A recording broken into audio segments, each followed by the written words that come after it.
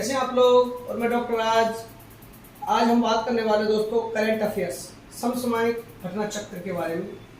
Current affairs में एक इस सीरीज में हम लोग सिविल सर्विसेज और यानी यूपीपीएससी और यूपीएससी दोनों एग्जामों के लिए आज हम करंट अफेयर्स पर इम्पोर्टेंट टॉपिक्स पर विचार कर रहे हैं। और इस टॉपिक में हम लोग वैसे तो कई टॉपिक होते हैं, राष्ट्रीय अंतर्राष्ट्रीय घटनाएं, लेकिन जो ये सबसे इम्पोर्टेंट टॉपिक है जिसमें कि आपको 10 से 15 क्वेश्चंस मिलने की संभावना होती है, और वो टॉपिक पूर्ण रूपेण करंट अफेयर से जुड़ा हुआ टॉपिक होता है, वो है भारतीय अर्थव्यवस्था। तो भारतीय अर्थव्यवस्था का बेसिक कॉन्सेप्ट सिद्धांत अलग हुए, लेकिन करंट के साथ जुड़ना ये अलग पड़ा है। तो इसको हम दूसरे रूप में पढ़ेंगे, करंट अफेयर्स भारतीय अर्थव्यवस्था या आर्थिक विकास एवं परिदृश्य।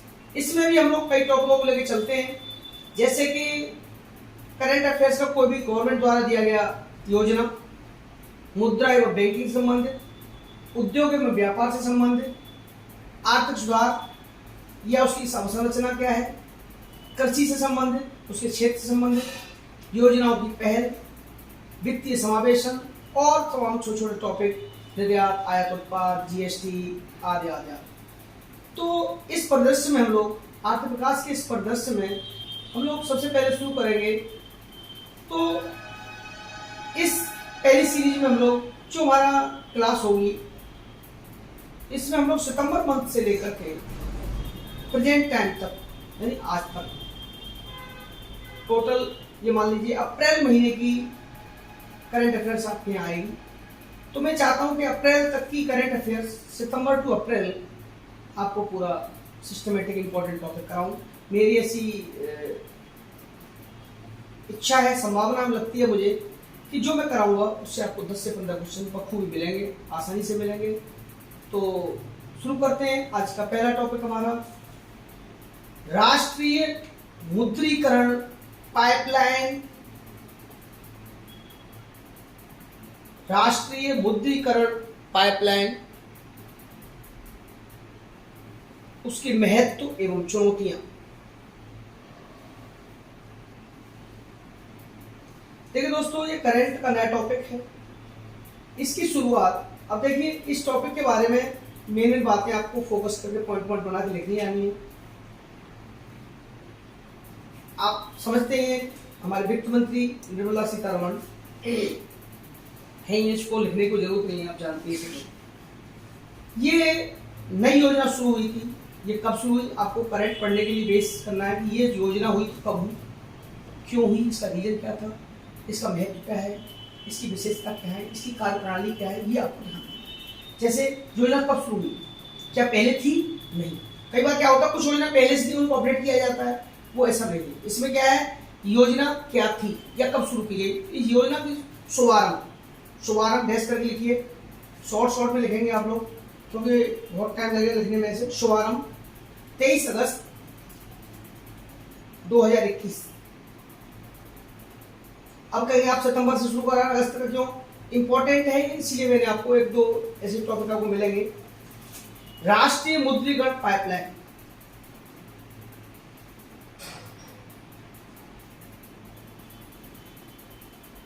योजना का शुभारंभ है ना।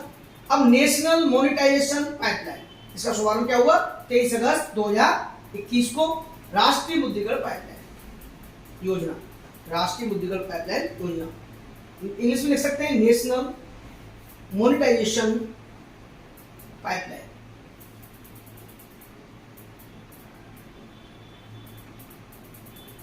अब ये संबंधित किससे, जब पूछे पीछे से पूछेगा ये योजना किससे संबंधित है, लिखेंगे यह योजना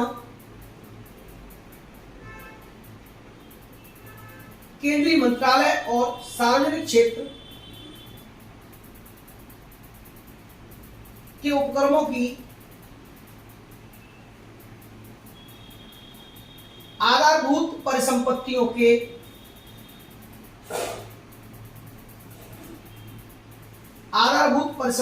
के मुद्रीकरण, परिसंपत्तियों मुद्रीकरण, एसेट मोनेटाइजेशन एसेट मोनेटाइजेशन से संबंधित है। ठीक है, परिसंपत्तियों के मुद्रीकरण से संबंधित है। इसका उद्देश्य लिखिए, इसका मूल उद्देश्य क्या है। ये पेपर में ये इस टाइप के पॉइंट आपको सिविल सर्जन क्या होगा, 3 पॉइंट दे देंगे, इनमें 1 2 3 कौन सा सही है, 2 गलत है, 1 सही है, इस टाइप से आता है। इस यही ट्रेंड पीछे से यूपीपीएससी ने अपना लिया है इसी ट्रेंड। और कोई भी चीज देखिए, मैं आपको एक बात और बता दूं, अब मेंस ओरिएंटेड जब पढ़ते हैं, मेंस के लिए भी यही योजना आपको डिटेल पूछ ली जाए, क्या है उसके महत्व बताइए, कार्य बताइए, उसकी चुनौतियां क्या है, तो आपको यही चीजें सब डिटेल में लिखनी होगी। मेंस ओरिएंटेड, मेंस का पढ़ेंगे तो प्री ऑटोमेटिक आपका निकल जाएगा, तो मेंस ओरिएंटेड पढ़ना पड़ेगा। तो इस मेंस ओरिएंटेड थ्योरी को पढ़ने के लिए इस टाइप से पढ़ते हैं। मैं आपको शॉर्ट पॉइंट दे रहा हूँ, जब आपको प्री क्लियर होगा तो आपको मेंस में डिटेल में इसको कराऊंगा, समझ रहे हैं आप। चलिए, तो संस्थागत और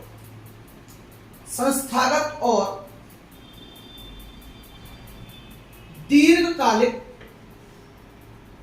संस्थागत और दीर्घकालिक पूंजी का दोहन करके, समझ रहे हैं आप, दोहन करना है ना, उसको ब्राउनफील्ड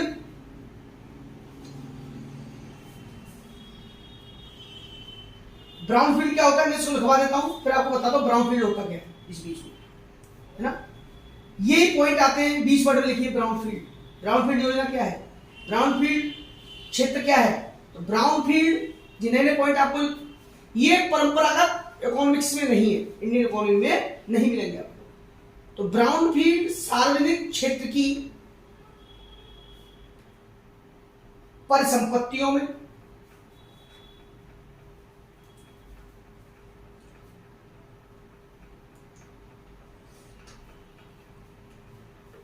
निवेश को खोलना, यानी समझ गए, निवेश खोलना, अनलॉकिंग इन्वेस्टमेंट, अनलॉकिंग करना, अनलॉकिंग इन्वेस्टमेंट, जिसे बाद में सार्वजनिक निवेश के लिए इस्तेमाल किया जा सकता है।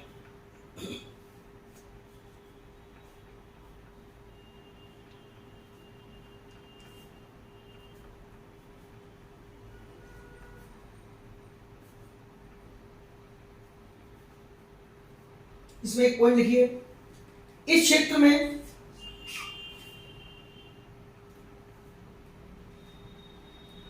पीपीपी, ट्रिपल पी यानी सार्वजनिक निजी भागीदारी को और अधिक बढ़ावा दिया जा सके।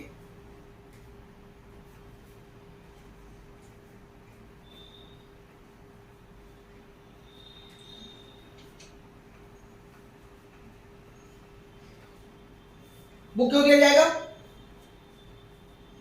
इसी में आगे लिखिए डैश करके, सामाजिक आर्थिक निवेश के लिए।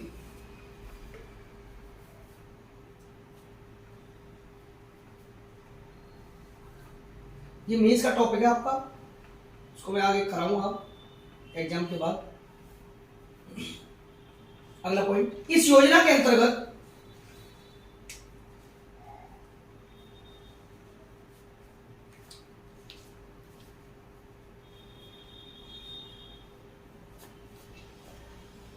लगभग 6 लाख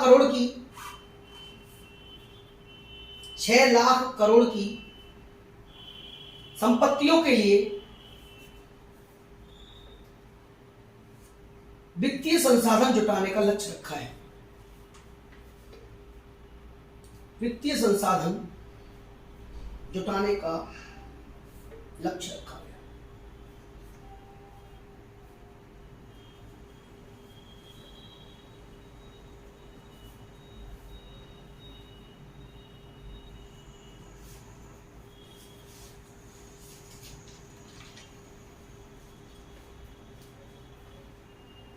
ये क्या होता है ब्राउनफील्ड निवेश, यहीं पर पहले इसकी विशेषता बताऊंगा योजना की। पहले लिखेंगे ब्राउन फील्ड निवेश, ब्राउन फील्ड इन्वेस्टमेंट यानी ग्रीन फील्ड। तो होते हैं ब्राउन फील्ड, ग्रीन फील्ड। बताऊं अभी मैं आपको ब्राउन फील्ड इन्वेस्टमेंट क्या होता है। अब लिखिए इसके बारे में, ब्राउन फील्ड इन्वेस्टमेंट निवेश, इसके बारे में लिखेंगे। आप इसको बीच में इसलिए बता रहा हूं, ब्राउन फील्ड शब्द आया तो आप कंफ्यूज हो गए। यदि कोई कंपनी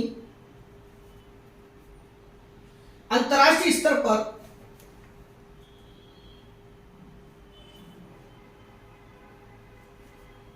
अपने हितों का विस्तार करना चाहती है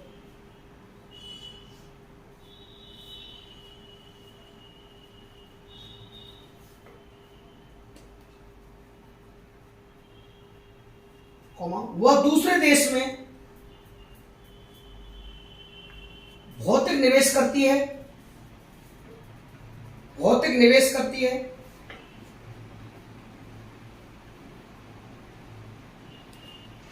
और संपत्तियां एसेट्स खरीदती है। भौतिक निवेश समझ गए, दूसरे देश में अपना निवेश करना, तो वहां पर भौतिक निवेश मतलब फिजिकली जो वर्क है, जमीन खरीद कर निर्माण कार्य करना उसका, और संपत्तियां खरीदती है। इसे प्रत्यक्ष विदेशी निवेश के रूप में जाना जाता है, एफडीआई। आपने नाम सुना होगा एफडीआई। हमारे यहां भी कंपनी आ रही है, जमीन खरीद रही है, लीज पर ले रही है, वही है। इसे प्रत्यक्ष विदेशी निवेश के रूप में जानते हैं।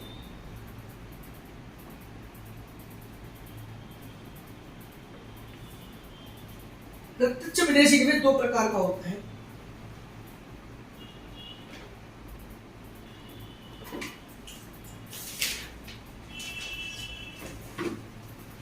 प्रत्यक्ष विदेशी निवेश दो प्रकार का होता है।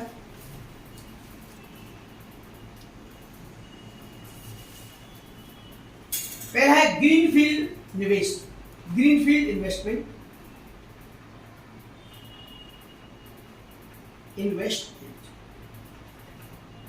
दूसरा है ब्राउनफील्ड इन्वेस्टमेंट। समझ में आ गया जी। एफडीआई के अब कई बार पूछा भी जा सकता है, ये ग्रीनफील्ड और ब्राउनफील्ड इन्वेस्टमेंट निवेश होते हैं, ये एफडीआई का एक हिस्सा होते हैं। बिल्कुल सही बात है। कथन कारण आपको बहुत इस स्टेप को प्रैक्टिकली पढ़ना पड़ेगा। एफडीआई होता क्या है, एफडीआई के बारे में बता दिया, विदेशों में जाकर करते, लेकिन उसके भाग क्या क्या है। सिविल सर्विसेज में कभी भी ध्यान रखिए, कभी भी कोई क्वेश्चन कठिन नहीं आता। हम उन चीजों को किस टाइप से देखते हैं, पढ़ते हैं, ये देखिए, इसमें ध्यान देना, फोकस करना। ये और देखो, न्यू कमर स्टूडेंट होते हैं, जो फाउंडेशन कोर्स होता है उसमें हमारी क्लास चलती है फाउंडेशन वाली। उसमें क्या होता है, फाउंडेशन क्लास में नॉलेज का आधार एक बनाया जाता है, बेस होती है। और यहाँ आप परिपक्व अवस्था में, अभी एफडीआई ये सब चीजें आपको ऑलरेडी मालूम है, बस हमें क्या इससे हुए ये हमें क्लियर करना है, ठीक है।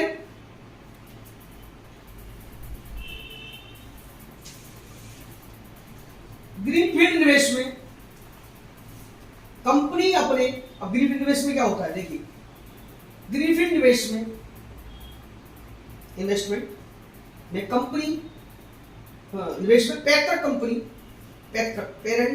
कंपनी अपने विस्तार के लिए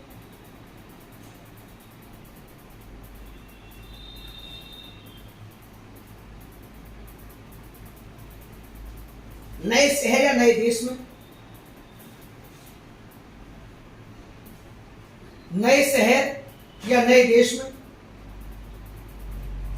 अपनी सहायक कंपनी खोलती है,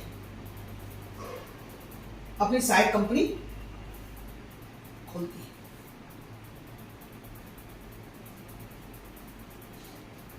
ब्राउनफील्ड निवेश तब होता है, अब आया ब्राउनफील्ड में ये होता है। मैं चाहता तो ब्राउनफील्ड में शॉर्ट में बता देता आपको, ब्राउनफील्ड में पूरी डिटेल आप समझिए, इससे पेपर में कोई चीज आए तो आप क्लियर कर सकते हैं। ब्राउनफील्ड में ये एफडीआई का पार्ट होता है, मान लो ब्राउनफील्ड में इसमें जो नई कोई उत्पाद लगाई, नई लगाई जाए या खरीदी जाए, एक किराए पे ली जाए, वो होती है। इस टाइप पॉइंट पूछे।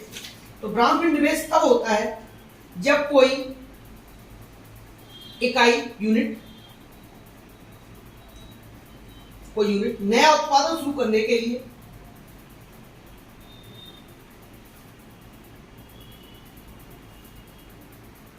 पहले से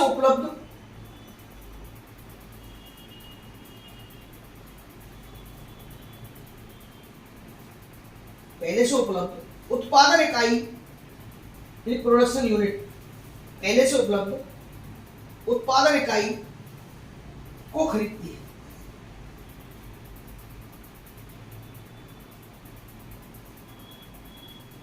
या क्रय पर लेती है।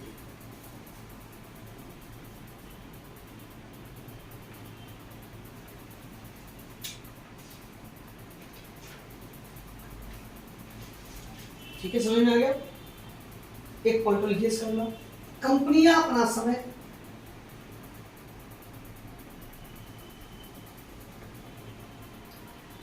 एवं पूंजी बचाने के लिए, ये चीज आपकी टिप्स होनी चाहिए, ये ध्यान रखिएगा।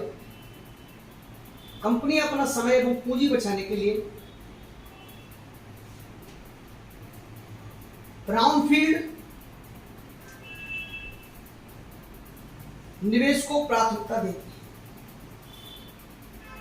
ब्राउनफील्ड निवेश को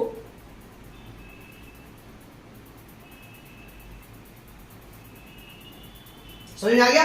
ब्राउनफील्ड निवेश, जब कोई इकाई नया उत्पादन शुरू करने के लिए पहले से उपलब्ध उत्पादन इकाई को खरीदती है या किराए पर लेती है, उसे ब्राउनफील्ड इन्वेस्टमेंट कहते हैं। अब जो हमारी मुद्रीकरण पाइपलाइन योजना चल रही थी, उसकी हम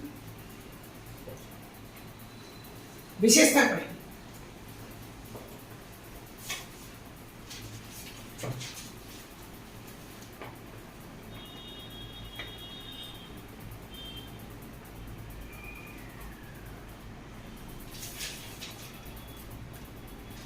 इसमें क्या है, अब कुछ पॉइंट बना के पहले लिख लीजिए। पॉइंट बना दो, राष्ट्रीय मुद्रीकरण पाइपलाइन में शॉर्ट में लिख लीजिए इसको एनएमपी। एनएमपी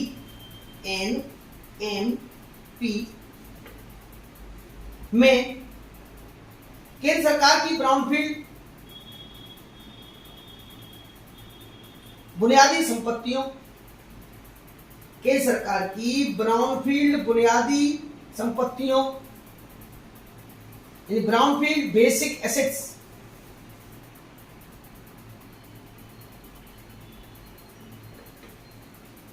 की 2022 से 25 तक 4 साल की योजना शामिल है।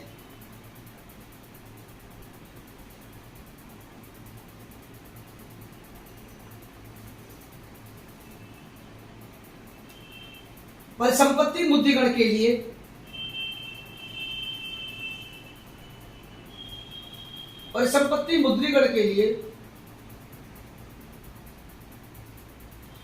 शीर्ष 3 क्षेत्रों में, ये पीसीएस का मोस्ट इंपोर्टेंट पॉइंट होगा, में 3 क्षेत्रों में रेल, जो पिछली बार पीसीएस में आया नहीं, ये वाला क्वेश्चन लेट पेपर तो हुआ था अक्टूबर में, लेकिन अगस्त का पार्ट था लेकिन नहीं आया। इस बार दिखाई दे सकता है कि जो मुद्रीकरण के क्षेत्र में किन 3 क्षेत्रों को बाहर मोनेटाइजेशन वाले इसमें मुद्रीकरण पाइपलाइन के क्षेत्र में सरकार ने किन 3 क्षेत्रों को पहचाना है। निम्न 3 क्षेत्र आते हैं, शामिल होते हैं। 3 14 दे दिया, गलत कौन सा है सही बताइए। 2 सही है, 1 गलत है, 3 सही है। देख सकते हैं आप, रेलवे है, दूसरा हवाई अड्डे, एयरपोर्ट्स, हवाई जहाज नहीं कहेंगे, हवाई अड्डे, और कोल माइनिंग, कोयला खनन को पहचाना गया है। बेटा आज सोचते हो तुम, अरे ये चीज रह गई, ये चीज रह गई। एग्जाम जब देखते हैं हमें बहुत कुछ लगता है, ये रह गया, वो रह गया, लेकिन आपको मैं कई बार समझा भी चुका हूँ। हम जब पढ़ते हैं ना, तो जब हम पढ़ाई कर रहे होते हैं तब हमें लगता है कि यार थोड़ा सा और मेहनत कर लेते हैं, या सिंसियर जब होते हैं ना पढ़ाई के लिए, तब पिछले में देख करके सोचते हैं, अपने आप को एहसास होता है हमने गलत किया। हमें अपने आप पर गिलानी होती है, गुस्सा आती है, अपने आप पर स्ट्रेस होता है, अरे यार हम कितने नालायक हैं, कितने गंदे हम लोग, टाइम वेस्ट किया। लेकिन कई बार क्या होता है, हम लोग की आदत बन गई है कि हमें इतिहास क्यों पढ़ते हैं, जानते हैं आप लोग इतिहास क्यों पढ़ते हैं? जो गलतियां पिछले पड़ाव में हुई, हम ये नहीं कहेंगे हमारे पूर्व में गलतियां हुई, लेकिन कुछ गलतियां हुई, वो गलतियां लिख के गए, उनकी तरीके से हमें लगा ये गलती हुई, जब उन्होंने बताया ये काम ऐसे करने से ऐसे होगा, घर वाले कहते बेटा ऐसे रास्ते पर चल, यहाँ मत जाना, वो ऐसे है, गलत है, हम जिद से वही काम करते हैं। जब तक हमसे कहा जाएगा बेटा इसको मत पकड़ो जल जाओगे, क्या कहा जाता मालूम है, जलने को बचाने के लिए हम मानते नहीं, वो जल के देखते हैं, जलजले हो जाते हैं, फिर और जलजले में क्या होता है, बर्बाद हो जाते हैं। तो जलजले में जाने का मन जरूर करता है, क्यों देखो हमारी राइट। तो वही चीज, इन चीजों को थोड़ा सुधारने की जरूरत है, और आप ईमानदारी से कूल माइंड होकर के अगर किताबों पर एडजस्ट करके अपने आप को पढ़ें, जाड़ा गर्मी ठंड बरसात भूल करके, त्योहार, 1 साल 6 महीने 2 साल आप ईमानदारी से लग जाएं, तो मुझे भी लगता है कि कोई कठिन काम नहीं। लेकिन अपनी सोच को बदलिए। हमारी जो सोच है ना, कौन सी वाली, उपनिवेशवादी सोच, गुलामी वाली सोच, तो बाबू बन जाएंगे, अंग्रेजों ने हमेशा बाबू बनाया, चपरासी बनाया, बाकी अधिकारी वर्ग खुद ही रहे। उस सोच से निकलिए बाहर और मेहनत करिए। 24 घंटे में आप 10 घंटे आराम से पढ़ सकते हैं, बहुत आराम से। क्यों लक्ष्मी, सही कह रहा हूँ मैं। कुछ बच्चे तो वर्क भी करते हैं, जॉब भी करते हैं, तब भी तैयारी करते हैं। You have to work hard, और बिना कठिन परिश्रम में कुछ नहीं। अब ये सोचेंगे कि मेरे कपड़े ऐसे, कि मैं ऐसा, कि मेरा टाइम नहीं है, कि गर्मी नहीं है, कि जाड़ा है, तो आप ये त्योहार का आनंद लें, एक साथ भूल जाइए सब आनंद। इतिहास ये तो सिखाता है। महमूद गजनवी ने 70 बार भारत को आक्रमण किया, क्या सिखाता है, हिम्मत नहीं हारनी, पेशेंस रखिए। सिविल सर्विस तैयारी का पहला कदम होता है hard work, number 2 patience, full of patience, धैर्य करके। धैर्य नहीं होगा, एक फैक्ट्री वाला फैक्ट्री लगाता है, काम चालू करता है, माल बेचता है, मार्केट में उठता है, फैक्ट्री डाउन हो जाती है कई बार, तो पेशेंस होता है उसमें। एक दुकानदार दुकान खोलता है, लॉस हो जाता है, फिर दोबारा फिर नए तरीके से शुरू करता है, ये पेशेंस होता है। सिविल सर्विस में सफलता एक मायने रखती है। आज हम सफल हो जाते तो क्या आपको पढ़ा रहे होते, 99% नहीं, बट टाइमिंग होता है, क्यों पढ़ाएंगे। तो ऐसा नहीं, एक असफल इंसान के पास बहुत बड़ा रास्ता होता है सफलता दिखाने का, बस आपको उस पर चलना है। अगला पॉइंट है इसका, सड़क।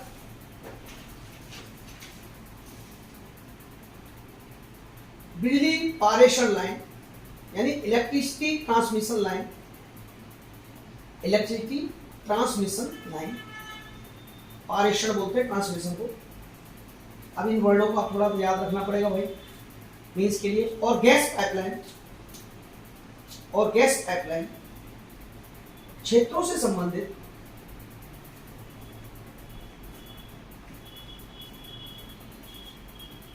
संपत्तियां भी मुद्रीकरण योजना का हिस्सा होगी।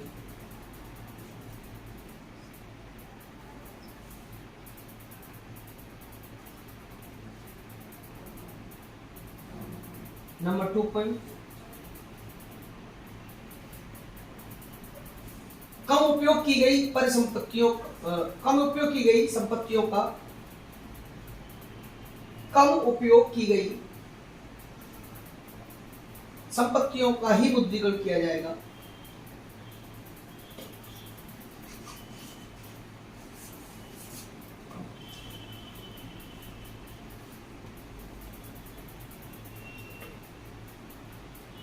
अगला पॉइंट, इस योजना के अंतर्गत कंपनियां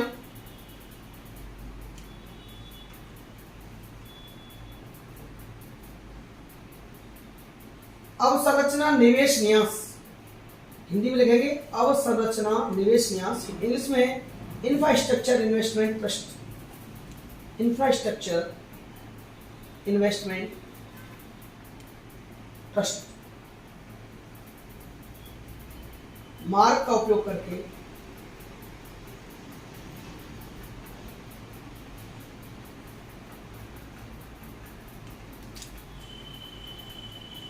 एक निश्चित प्रतिफल के लिए, एक निश्चित प्रतिफल के लिए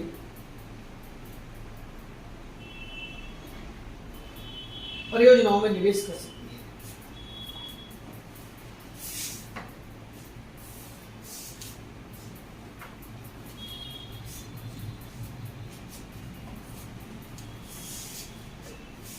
परियोजनाओं में निवेश कर सकती है। अगला पॉइंट इसका लास्ट, वित्त मंत्रालय के अनुसार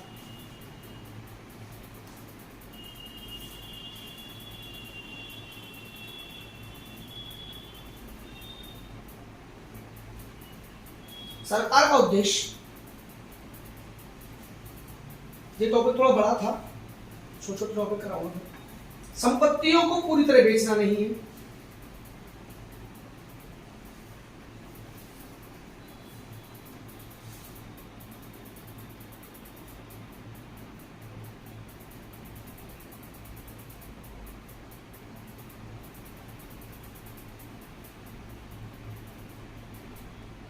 सरकार का उद्देश्य संपत्तियों पर आय कमाना है।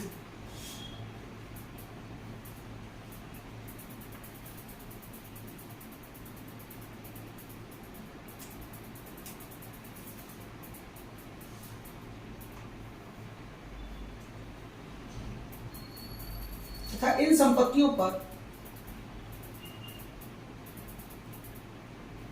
मालिकाना हक सरकार का ही बना रहेगा। समझ गया? ये पॉइंट आप यहां पूछे जा सकते विशेषता वाले।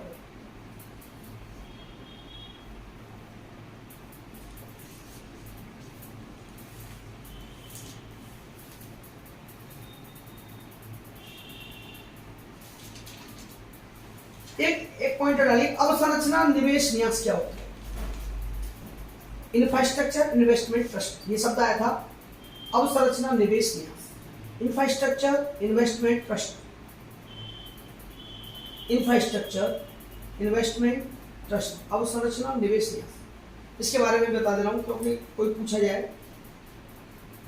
एक म्यूचुअल फंड की तरह का निवेश उपकरण है। एक म्यूचुअल फंड की तरह टीवी देखते हैं, म्यूचुअल फंड में इन्वेस्टमेंट करें तो आपको, है ना, रिस्क वाला तरह का निवेश उपकरण है जो आय के छोटे हिस्से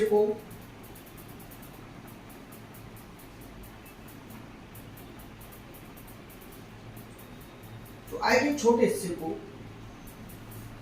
प्रतिफल के रूप में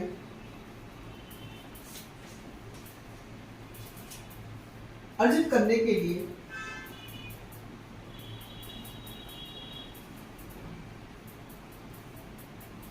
बुनियादी ढांचे में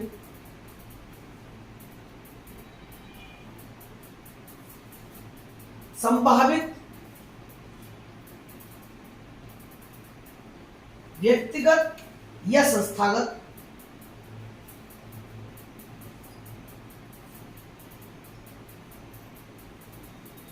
निवेशकों से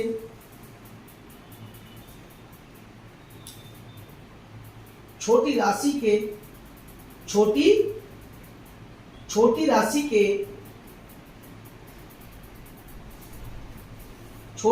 के सीधे निवेश को सक्षम बनाता है।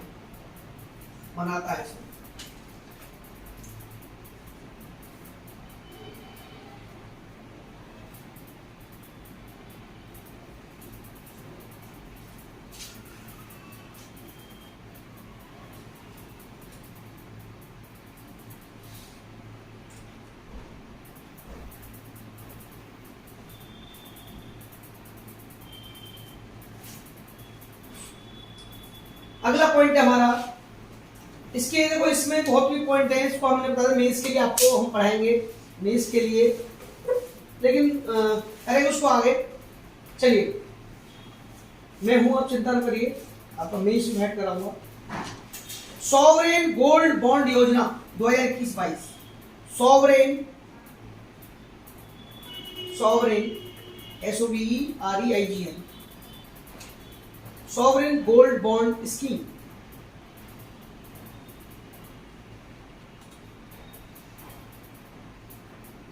दो 2021-22 गोल्ड बॉन्ड योजना। भारत सरकार ने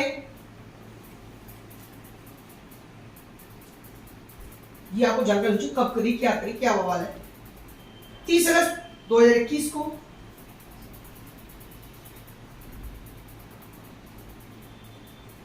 भारतीय रिजर्व बैंक की सलाह से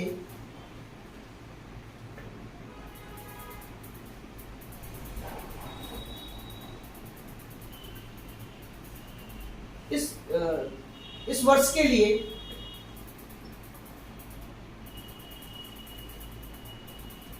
सॉवरेन गोल्ड बॉन्ड योजना की छठी श्रेणी एसजीबी की छठी श्रेणी की शुरुआत।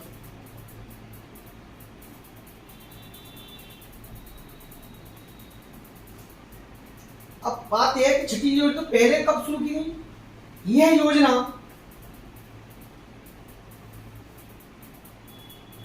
पहली बार 2015 में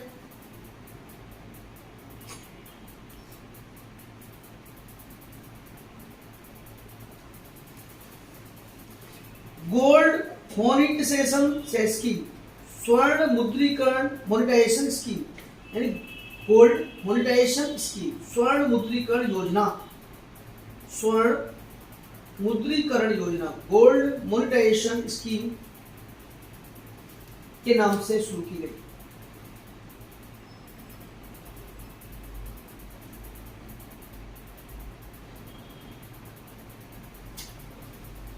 इसकी विशेषता लिख लीजिए।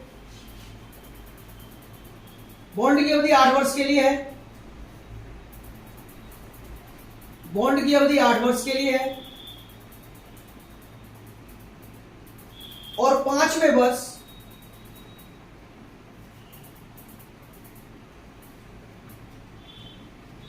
के बाद योजना से बाहर निकलने का विकल्प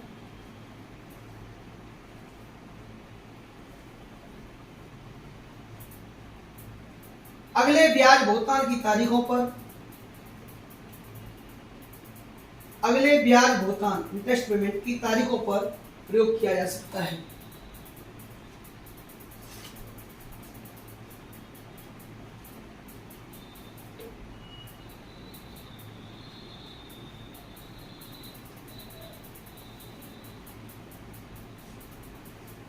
निवेश की न्यूनतम सीमा 1 ग्राम। अगला पॉइंट, निवेश कितना होगा इसमें। निवेश की बॉन्ड के अंदर निवेश कितना करना है। निवेश की न्यूनतम सीमा 1 ग्राम। अधिकतम सीमा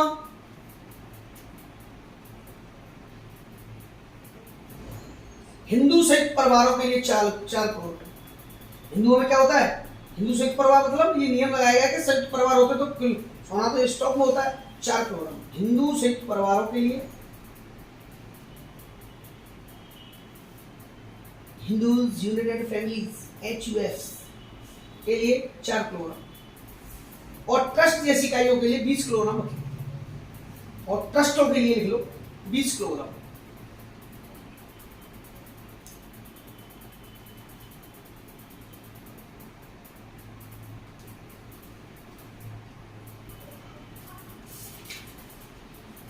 बॉन्ड खरीदने की योग्यता क्या है। अगर तू खरीद लेगा मेरा यह बॉन्ड व्यक्तियों HUFs, व्यक्तियों HUFs हिंदू संयुक्त हिंदू परिवार, ट्रस्ट,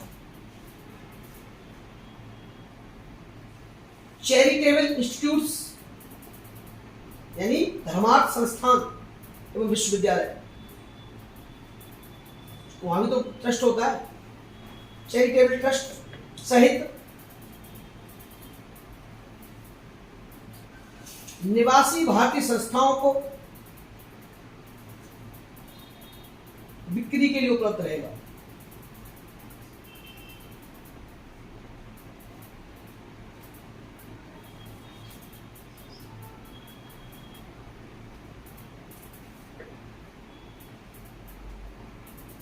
यह बॉन्ड, अगला पॉइंट,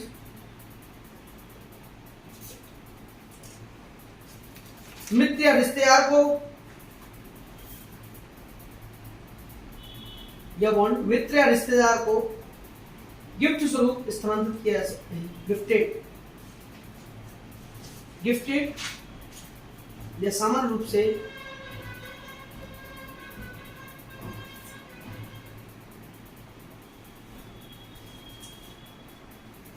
स्थानांतरित ट्रांसफर किया जा सकता है। और ट्रांसफर तो कर सकते हो, इसमें कौन सा नियम लागू होगा? बॉन्ड हस्तांतरण, बॉन्ड ट्रांसफर के संबंध में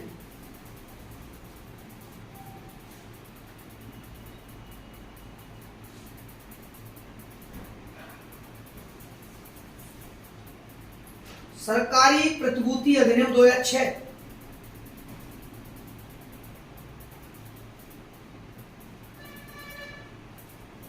गवर्नमेंट सिक्योरिटीज एक्ट 2006 एवं जीएसआर यानी गवर्नमेंट प्रतिभूति सरकारी प्रतिभूति विनियम 2007 गवर्नमेंट सिक्योरिटी रेगुलेशन 2007 के नियम लागू होंगे।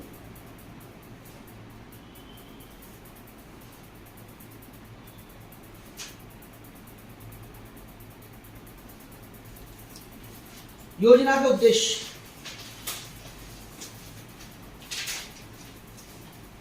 बेटा खुश हो जाओगे जब पेपर आएगा, कूदोगे वो पेपर में क्वेश्चन मिलेंगे आपको।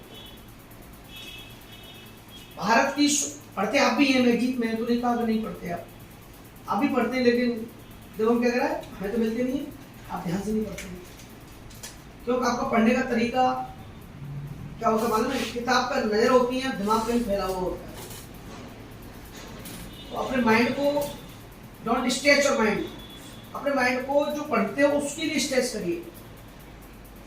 इस योजना का उद्देश्य भारत की स्वर्ण आयात गोल्ड इंपोर्ट पर निर्भरता कम करना है। यानी स्वर्ण आयात, हम विदेशों से स्वर्ण खरीदते हैं, उस पर निर्भरता कम करना, कम खरीदे, कम आएगा। विदेशों से क्यों आए? विदेश स्वर्ण लाएंगे तो हमें पैसा नहीं देना पड़ता, ये थोड़ी आता है, अपनी करेंसी देनी पड़ती है, इसलिए। नेक्स्ट पॉइंट, इसका अन्य उद्देश्य लिख लीजिए। दूसरी बात, दूसरा पॉइंट, भारत के लोगों की निवेश की आदतों को बदलना है।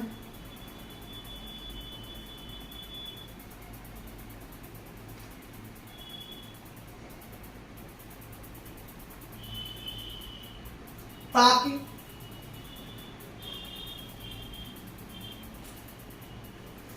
सोने के बजाय, हाँ राखी तुमसे कह रहा हूं, सोने के बजाय, सो मत पढ़ो, सोने के बजाय अन्य क्षेत्रों में निवेश करें।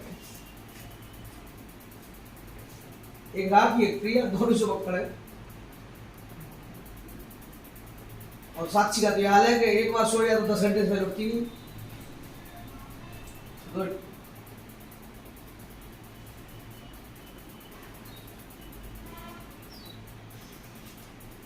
अब सॉवरेन गोल्ड बॉन्ड होते क्या है? सॉवरेन गोल्ड बॉन्ड होते क्या है? ये तो आपने बार बार सुन लिया। सॉवरेन गोल्ड बॉन्ड होते क्या होते? देखिए इसके बारे में लिखिए। पीसीएस की प्री परीक्षा में इस क्वेश्चन आ सकते हैं, पेपर में आ गया। सॉवरेन गोल्ड को होता क्या है? ये गोल्ड बॉन्ड क्या होता है? इसलिए ये कुछ नहीं होता, सरकारी प्रतिभूतियां होती हैं, गवर्नमेंट सिक्योरिटीज होती है। ये सरकारी प्रतिभूतियां गवर्नमेंट सिक्योरिटीज है जो सोने के ग्राम में अंकित है, जो सोने के ग्राम में अंकित है, सोने के ग्राम में अंकित है और भारत सरकार की ओर से आरबीआई द्वारा जारी किए जाते हैं।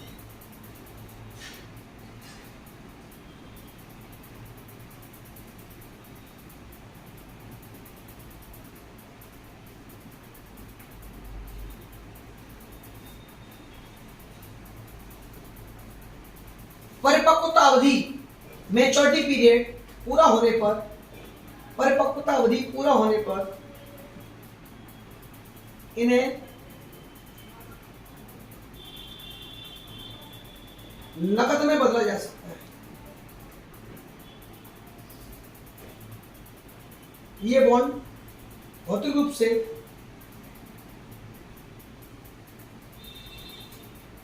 सोने का विकल्प है, सोने का विकल्प होते हैं। समझ रहे हैं आप क्या होते हैं बॉन्ड? एक बॉन्ड होगा, उस पे 1 ग्राम बॉन्ड, 2 ग्राम, तो आप 2 ग्राम का सोने का बॉन्ड बना होगा, उसमें सोना नहीं होगा, रियल सोना नहीं होता, यू नो, रियल सोना नहीं होगा, बॉन्ड मिलेगा 1 ग्राम सोने के मूल्य का बॉन्ड। उस बॉन्ड को अपने दोस्त को दे देते, ट्रांसफर करते हैं, वो भी आपको मान्य होगा। जो मैंने लिखवाया बेसिक रूप से समझो। एक पत्र होता है, जैसे मान लो इंदिरा प्रकाश पत्र खरीदते हैं 5,000 रुपए का, 10,000 रुपए का, किसी को दे दो, किसी गोल्ड बॉन्ड हो। आप गोल्ड मत खरीदिए, गोल्ड मत खरीद, हाँ आपने आज 40,000 रुपए का 10 ग्राम सोना है, वो गोल्ड खरीदा और कल जाकर 80,000 रुपए हो जाए तो 80,000 की वैल्यू होगी, समझ गए? और 30,000 की वैल्यू होगी। वो जो पत्र है ना, पेपर, जो सोने का जो बॉन्ड मिलेगा, सोने के पेपर का, वो बॉन्ड आपका सोना हो गया, आपने खरीदा, तो उसको पहन सकते हैं नाक कान में आप हाँ पहन सकते हैं, उसको बेचो, समझ गए?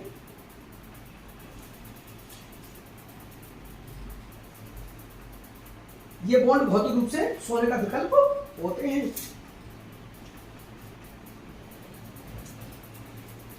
अब कहाँ मिलती है?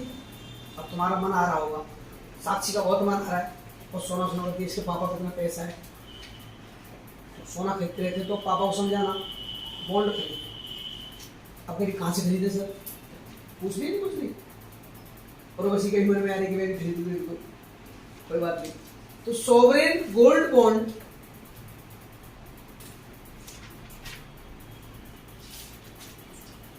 SGB बैंकों,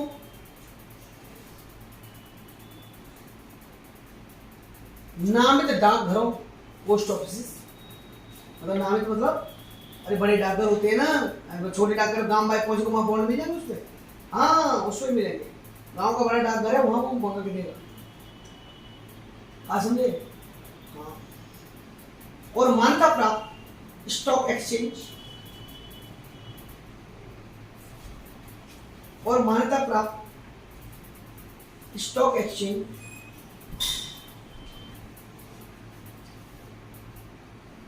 national stock exchange of India limited, NSE, अरे मान्यता प्राप्त stock exchange, national stock exchange of India limited NSE, और बॉम्बे स्टॉक एक्सचेंज BSE के माध्यम से बेचे जाते हैं।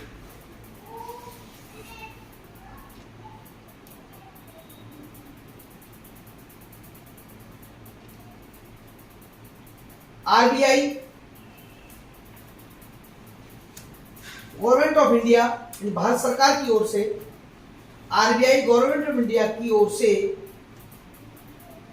ऐसे बॉन्ड जारी करता है।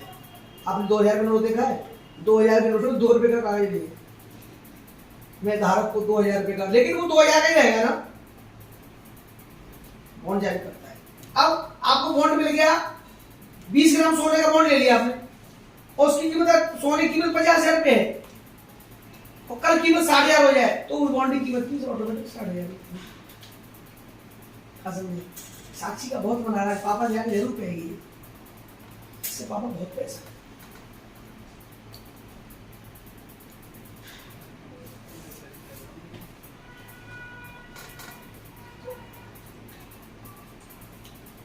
अच्छा मैं आपसे पूछूं, मौद्रिक नीति रिपोर्ट क्या होती है? मौद्रिक नीति क्या है? क्या होता है मौद्रिक नीति? मैं आपको पढ़ा चुका हूं, जानते हो मौद्रिक नीति? ये RBI अपनाता है इसको, जैसे CRR, SLR, bank rate, repo rate बताया था मैंने आपको, यही है मौद्रिक नीति।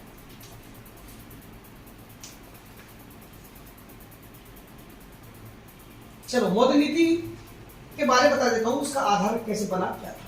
हेड डालिए मौद्रिक नीति, रिपोर्ट वाली बात बताऊंगा, पहले मौद्रिक नीति होती क्या है और तात्पर्य क्या है, वो पहले, उसके पहले मौद्रिक नीति समिति लिखी।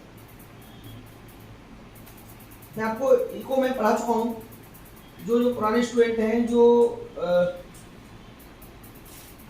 को पढ़ चुके हैं उनको मैं मौद्रिक नीति CRR, SLR, repo rate, reserve repo rate, है ना, बैंक रेट सब पढ़ा चुका हूँ। चलिए, मौद्रिक नीति समिति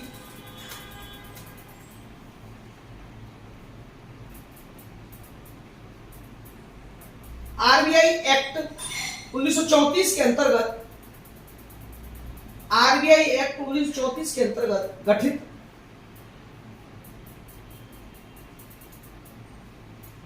अभी हाल ही में डिसीजन लिया है CRR के चक्कर में, गठित 6 सदस्यीय समिति होती है।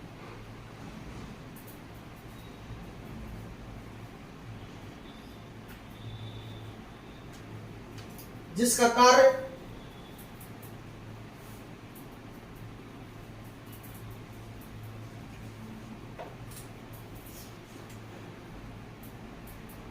भारत की मौद्रिक नीति के संबंध में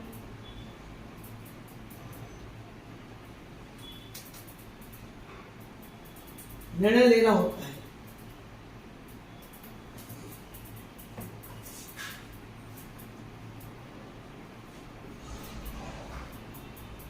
अगला पॉइंट, MPC मौद्रिक नीति समिति की स्थापना, मौद्रिक नीति समिति की स्थापना, MPC की स्थापना 2016 में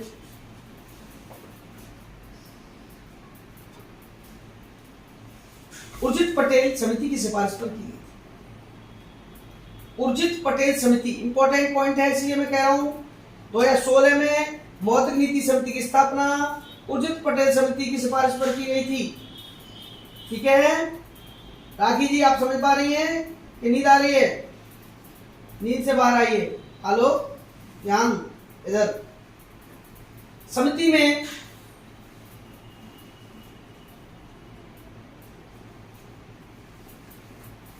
तीन सदस्य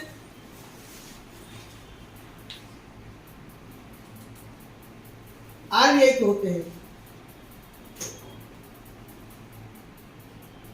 तथा 3 अन्य स्वतंत्र सदस्य भारत सरकार द्वारा चुने जाते हैं।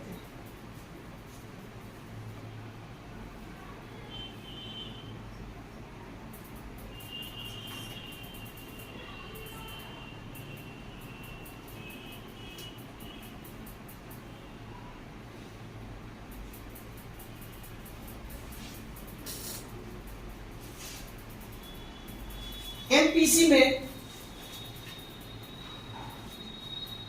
बहुमत के आधार पर निर्णय लिए जाते हैं।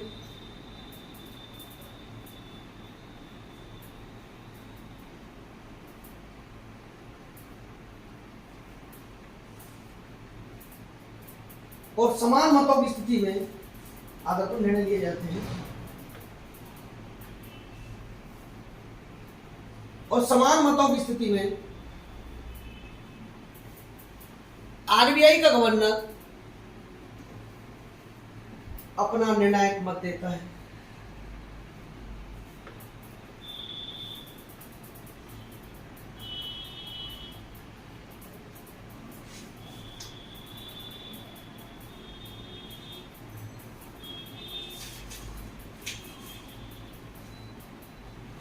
देखो इसके बारे में समझा दे रहा हूं, नोट मत करिए, मैं पढ़ा चुका हूं तुम्हें। तो मौद्रिक नीति में क्या होता है कि समय समय पर ये अपनी रिपोर्ट देती रहती है समिति। और देखिए नीति से तात्पर्य क्या है, क्या मतलब है इसका, मैं आप पढ़ाई चुका हूं, उसे मत नोट करो। मौद्रिक नीति RBI द्वारा अपनाया गया एक उपकरण होता है ना, जिसके माध्यम से केंद्रीय बैंक बाजार में मुद्रा की आपूर्ति को नियंत्रित करता है, कंट्रोल करता है, लिक्विडिटी कम होना हो ज्यादा हो। अर्थव्यवस्था को सही ढंग से चलाने के लिए मुद्रा की आपूर्ति पर उपयुक्त नियंत्रण करता है। आर्थिक वृद्धि दर को बढ़ाने के लिए केंद्रीय बैंक बाजार में मुद्रा की मात्रा को बढ़ाता है ताकि निवेश और उत्पादन में वृद्धि, इन्वेस्टमेंट और प्रोडक्शन में वृद्धि हो सके। मुद्रास्फीति को नियंत्रित करने के लिए बैंक बाजार में मुद्रा के प्रसार को कम करता है, मुद्रास्फीति हो जाए इसलिए। इसमें कौन कौन से आते हैं? देखो, नकद आरक्षित अनुपात, कैश रिजर्व रेशियो आता है, CRR आता है। स्टेशनरी लिक्विड रेशियो आता है, एसएलआर आता है, बैंक रेट आता है, रेपो रेट आता है, रिजर्व रेपो रेट आता है, ट्रिपल आर। कुछ ऐसे मौद्रिक उपकरण है ना है जिनका उपयोग भारतीय रिजर्व बैंक की आपूर्ति को नियंत्रित करता है ना। अब इनको प्रभावित करते क्या प्रभावित करता है? मौद्रिक नीति एक साथ कई उद्देश्य प्राप्त करता है कि या तो इसमें महंगाई पर नियंत्रण करना, क्या करना, आप इनको उसको लोड कर सकते चाहो तो। इसका उद्देश्य क्या है? मौद्रिक नीति से कई उद्देश्य प्राप्त होते हैं।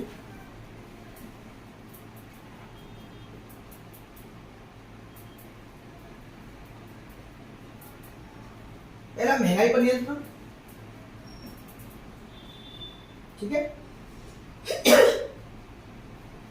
कीमतों में स्थिरता, स्टेबिलिटी, प्राइस स्टेबिलिटी,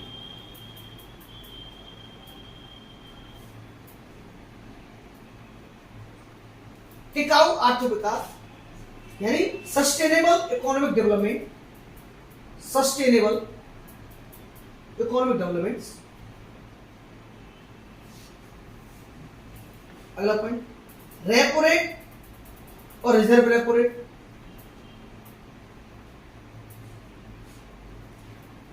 आरआर और ट्रिपल आर के जरिए, आरआर और ट्रिपल आर के जरिए बाजार में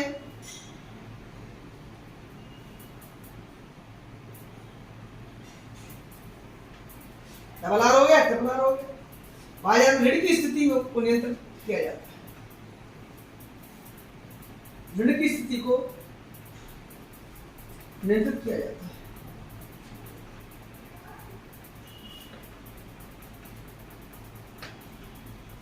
अगला पॉइंट,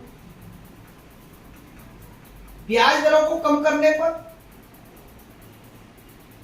ब्याज दरों को कम करने पर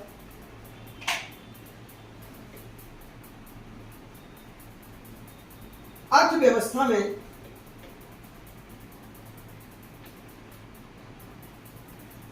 मुद्रा की आपूर्ति बढ़ जाती है, यानी मनी सप्लाई। ब्याज कम कर दोगे तो लोगों को जो अपनी किस्त देनी पड़ती है, गाड़ी लोन, घर की लोन, तो मान लो अगर किस्त में 500 रुपये भी कम हो गए, ब्याज के कम पड़ जाए, कम हो जाए, तो 500 रुपये कम नहीं आएंगे, पैसा नहीं आएगा, आदमी एक्स्ट्रा नहीं करेगा, 575 लेगा या खर्चों में लाएगा, खर्चा करेगा, बाजार में घूमेगा, इस टाइप से मनी सप्लाई बढ़ जाती है। बाजार में नकदी बढ़ने से आर्थिक गतिविधियां बढ़ती हैं। बाजार में क्या करेगी? पैसे बचेंगे तो मैं तो ले आऊंगी, कोई बात नहीं। बाजार में नकदी बढ़ने से आर्थिक गतिविधियों में वृद्धि होती है। आप लोग पैसे आए तो ख्वाब देखने लग जाते हैं, अरे सोने का बॉन्ड खरीद लेना। बाजार में नकदी बढ़ने से आर्थिक गतिविधियों में वृद्धि होती है। देखिए अभी अपन सोचना कि आईएएस बन जाएंगे, हम धांधलेबाजी करेंगे, नया भारत है, नो भ्रष्टाचार, नो बकवास, ईमानदारी से काम करिए, ईमानदारी से अपनी मेहनत करिए, आगे भी मेहनत से आप जॉब करना है आपको, ये मैं अपेक्षा करता हूँ आपको। अगला, अर्थव्यवस्था में जब मुद्रास्फीति अधिक होती है, आपसे मैं प्रण लूंगा जब आप जॉब लग जाएगी, कोई भी भ्रष्टाचार नहीं करेंगे, कसम लूंगा। जब अर्थव्यवस्था में मुद्रास्फीति अधिक होती है, आलोक कह रहा है कि मैं तो कसम नहीं लूंगा, लेकिन मैं कसम दिलवा के छोड़ूंगा। जब अर्थव्यवस्था में मुद्रास्फीति अधिक होती है तब रिजर्व बैंक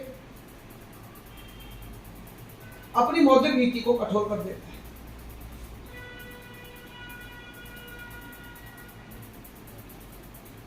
और क्या करता है? ब्याज दर बढ़ाता है। जब हर आदमी पैसा होगा, मुद्रास्फीति बढ़ेगी नहीं बढ़ेगी, ज्यादा पैसा हो जाएगा तो ब्याज बढ़ा दी जाएगी, तो ब्याज बढ़ जाएगी तो नकदी घट जाएगी, और नकदी घट जाएगी तो मुद्रास्फीति नियंत्रित हो जाएगी।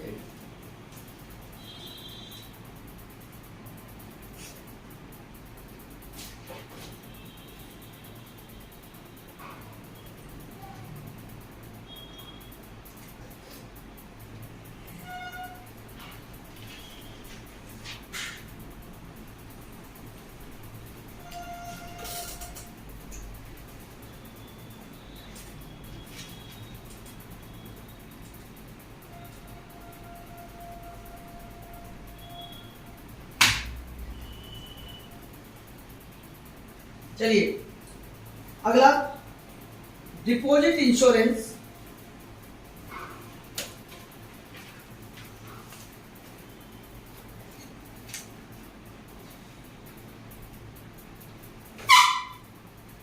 और क्रेडिट गारंटी।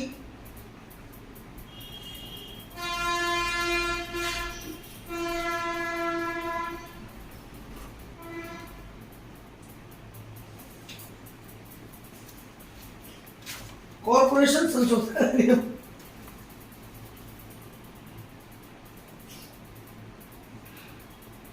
कॉर्पोरेशन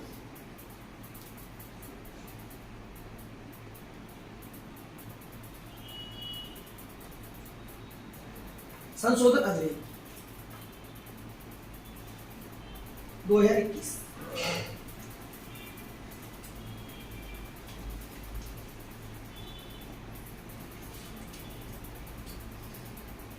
संशोधन कौन सा किया है?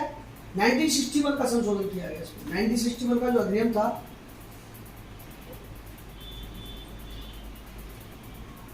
लिख लो, जमा बीमा और क्रेडिट गारंटी नियम अधिनियम, निगम अधिनियम। देखो, जमा बीमा और क्रेडिट गारंटी, जमा बीमा और क्रेडिट गारंटी निगम अधिनियम 1961 में संशोधन किया गया।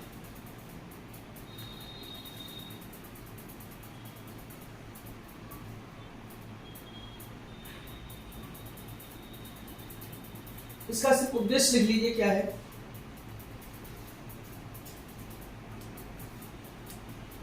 बैंकिंग संकट के दौरान, मेन उद्देश्य इसका ये है, बैंकिंग संकट, जब बैंक को डूबती है तो लोगों को पैसा कैसे मिले। बैंकिंग संकट के दौरान लोगों की जमाओं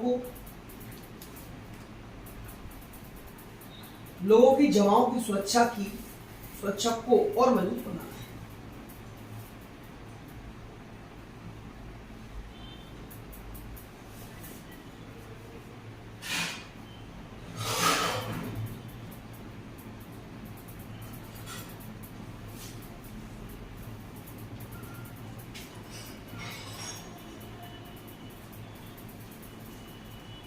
इसमें देखो बता दे रहा हूं मैं, जमाकर्ताओं के लिए बीमा की 1 लाख रुपए से बढ़ाकर 5 लाख रुपए कर दिया गया है।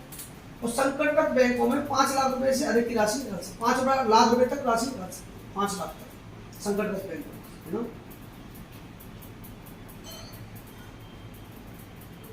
एक पॉइंट लिखिए, जमा बीमा और क्रेडिट गारंटी निगम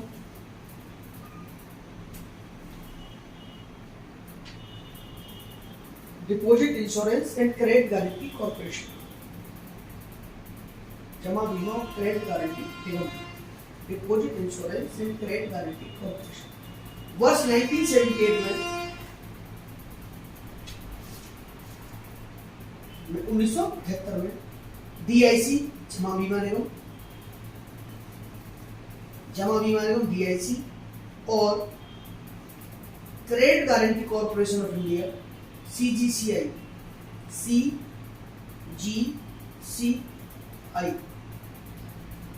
DIC और credit guarantee corporation of India CGCI के विलय के बाद अस्तित्व में आया।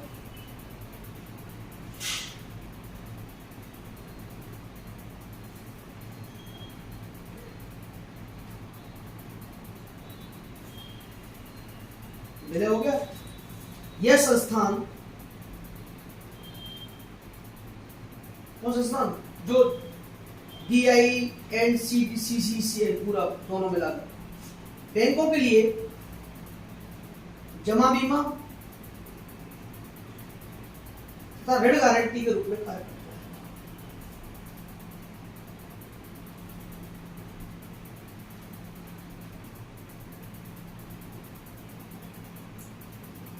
इसका एक पॉइंट और, ये पीछे से बारे में पूछ सकते हैं, अब पेपर में आते हैं बोलते कहां से आ गए, आप तो इकोनॉमी पढ़ी नहीं।